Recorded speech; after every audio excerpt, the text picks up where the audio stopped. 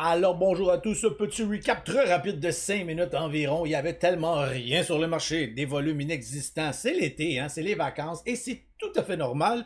Je le refais ce petit recap juste pour dire pourquoi être sur les marchés quand c'est aussi tranquille, plate et inutile.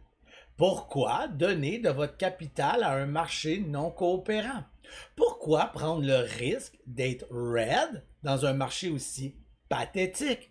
Oui, je sais que des fois, quand on est red dans un marché que tout explose, ça peut être décourageant, mais je préfère ça de loin et de me dire, ben, coudonc, aujourd'hui, c'est comme ça, le trading a mal été, ça n'a pas voulu, que d'être red dans un marché aussi merdique.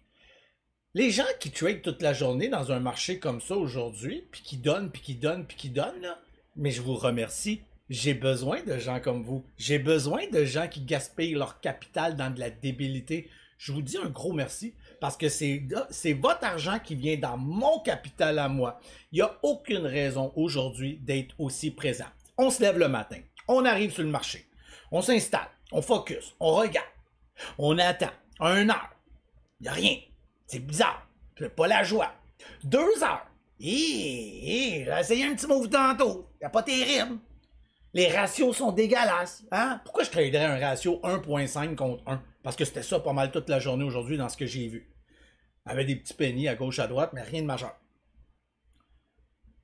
Tu prends des risques dans un marché complètement inexistant, pas invitant, mais t'es là. Tu t'en viens détruire ton moral dans un marché aussi pathétique.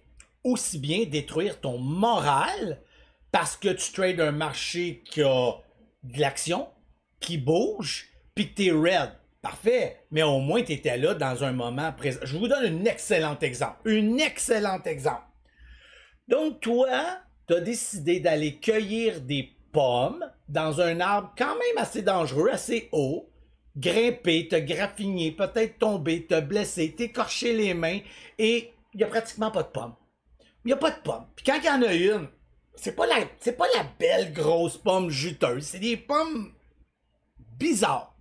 Mais toi, tu as quand même pris le risque de grimper dans l'arbre, de te peut-être blesser. Peut-être pas, hein, tu as peut-être réussi à cueillir quelques petites pommes à gauche, à droite. Mais pendant ce temps-là, puis là, tu t'essouffles, tu perds de l'énergie, puis quand ça va mal ou que tu te blesses, t'as plus le même, tes mains sont maganées, t'es blessé, tu t'es peut-être tombé, accroché une cheville, t'as de la misère à remonter dans l'arbre. Pendant ce temps-là, t'en as d'autres qui ont fait comme, c'est quoi ce verger-là? Ça vaut pas la peine que je perde mon temps ici, ils sont partis. Sont revenus dans des meilleures conditions, avec des pommiers, de belles grosses pommes rouges, tu sais, puis avec de l'abondance. Ah, il y en a qui ont monté dans l'arbre, il y en a qui ont tombé, il y en a qui se sont blessés, mais sont allés dans des arbres où est-ce que les pommes étaient incroyables, et d'autres ont ramassé de la belle pomme. Puis toi, mais t'es blessé un peu, t'es esquinté. Fait que là, quand tu montes l'arbre avec des méga belles pommes, ben vu que tes mains sont toutes blessées, ben tu montes moins bien parce que t'as encore stressé les émotions, hein, puis qu'est-ce que tu fais là? Et même si tu arrives à ramasser quelques pommes, toi t'es tout fier avec ton petit panier de pommes, puis là tu t'en vas avec ça en pensant que t'es un bon cueilleur de pommes, mais les vrais, ceux qui sont sur le marché, qui te regardent au loin, les vrais cueilleurs de pommes, eux font comme, garde-moi le sans dessin, garde-moi l'épée, toi. Un petit gars, méchant, il va apprendre, laisse-les apprendre. C'est exactement ça qui se passe dans une journée comme aujourd'hui. Si t'es green, je suis super content pour toi, tant mieux, puis oui, puis tu sais, je dis pas qu'il n'y avait pas des stocks à trader. J'étais là, j'en ai essayé, et j'ai passé, puis j'ai brûlé 50% de mon PNL, et j'ai fait, non, c'est pas beau, là. C'est pas invitant, c'est pas accueillant. Je vais vous montrer ce que j'ai tradé aujourd'hui. La seule chose que j'ai trouvé vraiment, là, qui valait la peine d'y mettre du temps, c'est PMN, on va le regarder ensemble. D'ailleurs, elle est en train de bouger un peu. Mais est-ce que je vais revenir sur le marché? Absolument pas. J'ai un petit 800 $ puis je le garde précieusement. Pourquoi? Parce que j'ai monté dans des arbres où est-ce que le verger, là, je m'en vais. Je reviendrai quand ça sera la bonne saison des belles pommes grosses et juteuses, tu sais, pour faire ensuite des bonnes tartes. Hein? Mais non. Toi, tu t'en vas, puis là, tu ramasses tes pommes, puis hey, écoute, comme je te dis, c'est de te blesser, c'est de drainer ton énergie, c'est de saper ton moral. Je dis pas qu'il est sapé, je dis pas que c'est arrivé. tu risques de le saper dans un marché inutile. Fait que ceux qui ont quitté après 2 heures de focus pour faire comme ouais, non, attends, là, marche pas, là, je m'en vais. Bravo à toi. Ceux qui sont restés parce qu'ils ont peut-être une bonne petite journée de départ, tant mieux. Protège ton capital, pas ton capital, ton PNL.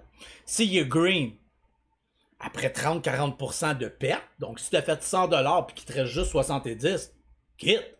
Et si t'es red, coupe court. Coupe court, mon ami. Parce que c'est très difficile dans un marché aussi tranquille de pouvoir revenir.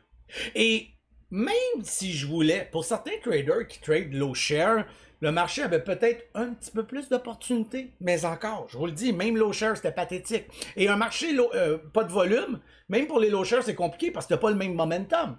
Pourquoi je risquerais de manger un 5 cents, 6 cents, 7 cents à la gueule pour en faire 10? Je peux prendre un risque de 5, 6, 7 cents pour en faire 20. Même moi, j'aime pas trader du 1.5 puis du 2.1, voyons, du 2 contre 1 ou du 1.5 contre 1. Je veux du 3-1, puis hey, donne-moi du 4 puis du 5-1. Ça, je trippe. Pas ça. On va aller voir PNN juste pour le plaisir de le regarder. Attendez un instant. Je le regarde en même temps, mais comme je vous dis, là, je vais juste placer mes affaires belles pour que vous voyez mieux. Donc, PNM. OK, on y va. Le seul moment qui était plaisant et qu'elle refait, c'est à chaque fois qu'elle allait toucher le 1$. Touche le 1$, essaye de rentrer à 1,01, 1,02 et va chercher ta règle. Je l'ai essayé en penny. Je me suis fait un peu avoir. Je suis rentré à 96. Ça a tellement niaisé que j'ai décidé de sortir à 1,01. Je me suis mis sur le as puis il est venu me chercher un moment donné. Mais il est parti finalement. Bon, tant pis pour moi, c'est comme ça, c'est la vie. J'ai réessayé. 1,02. J'ai pris un petit profit parce que je trouvais qu'elle redonnait toujours des petits coups. Elle passait, mettons que je sais plus où j'étais là exactement, mais elle revenait tout. On va la mettre en 10 secondes, c'est plus simple à visualiser. Donc, juste ici. OK, là, ici, ça, c'est mon niaisage. OK? C'est là qu'à un moment donné, j'ai réussi à l'avoir, puis qu'à un moment donné, j'ai fait, OK, je me mets à 1,01, puis il est venu me snapper ça. Par la suite, repris ici exactement. OK? 1,02. J'ai décidé quand même de ramasser un peu à 1,08. Je trouvais tellement que c'était dégueulasse. Puis là, ben, c'était tout compliqué. C'était tout long. C'était pénible. Acceptable, par exemple. Tant qu'à trader quelque chose, trade celui-là. Par la suite, ben, écoutez, j'ai fait comme, tu sais quoi, ah, ça m'a, tout de suite, ça m'a décanté. J'ai fait, non, moi, ça m'intéresse plus, là. Non. Et on m'avait demandé, parce que j'attendais le NS16. On m'a demandé dans mon Discord, un de mes membres, m'a demandé, Matt, l'as-tu pris finalement un NS16? J'avais failli. J'ai passé à ça, je vous le jure, de peser sur le piton. Et j'ai vu un gros bid. Et ça, par expérience, je sais que c'est une trap. J'ai pris mon temps, j'ai fait c'est une trap ou c'est pas une trap, et le temps que, écoutez là, il y a 30 secondes, le temps que j'ai, me semble que tu veux me trapper, toi, ma petite maudite, j'ai l'impression que c'est une trap, pouf, une trap.